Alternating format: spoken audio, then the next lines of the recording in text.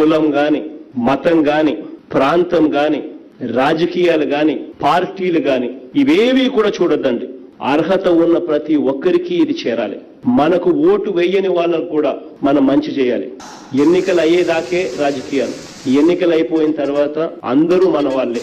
Especially ఇటువంటి government schemes ఏదన్నా అందించేటప్పుడు మాత్రం ఖచ్చితంగా మనం గుర్తుపెట్టుకోవాల్సిన అంశం ఇది.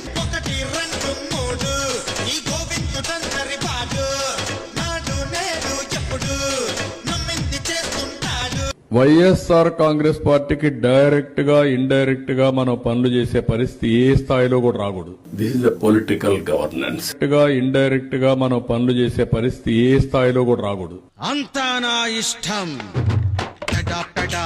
ఏం చేసినా అడిగేదెవర్రా నా ఇష్టం, చడామడా చెలరేగినా చెప్పేదెవర్రా నా ఇష్టం.